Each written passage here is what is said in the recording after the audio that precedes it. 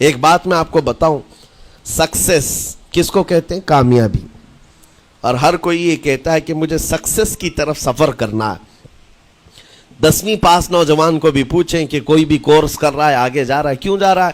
کچھ successful life گزارنا ہے، کامیاب زندگی گزارنا ہے، اس کے لیے دروازے کھٹکھٹا رہا ہے. تمہیں پتہ ہے ان مسجدوں کے میناروں سے جو آواز گونجتی ہے اذان کی، اس میں ایک لفظ آتا ہے.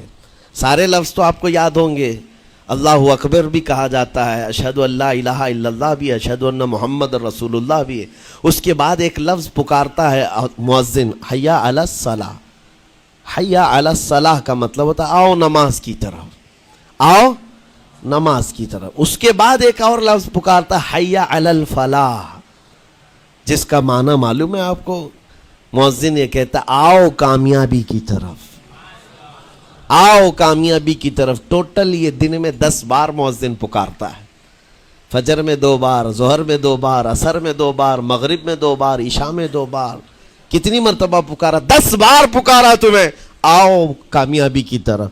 لیکن ایک بات یاد رکھو، یہ پکارنے والے مؤذن کی حالت مت دیکھو کہ یہ پکار رہا ہے، بلکہ یہ رحمان کی صدا ہے، یہ اللہ کی صدا ہے جو تمہیں بلا رہا ہے. یہ تو اپنی آواز اور اپنے الفاظ سے ترجمانی کر رہا ہے اور تمہیں اللہ کی صدا تمہارے تک منتقل کر رہا ہے. لیکن حقیقت میں بلانے والا کون ہے؟ اللہ ہے. مسجدوں میں بلانے والا کون ہے؟ اللہ ہے. اللہ کی صدا پر آپ آ رہے ہو.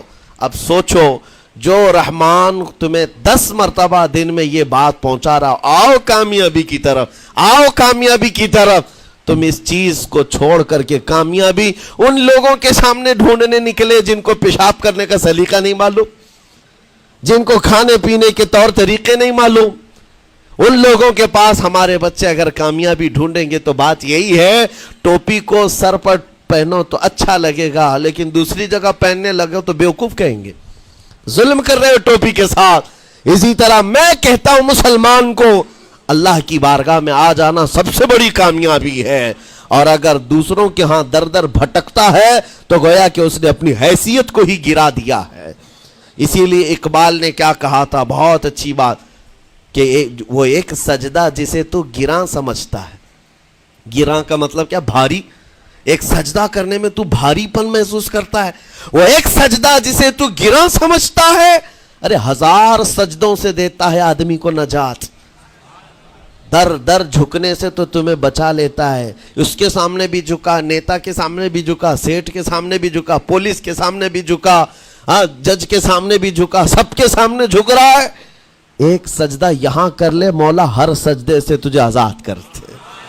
یہاں جھکنے والا پھر کہیں اور نہیں جھکتا. ہاں اسی لیے شاعر نے کہا ہے، مرد حق باطل کے آگے مات کھا سکتا نہیں، سر کٹا سکتا ہے لیکن سر جھکا سکتا نہیں.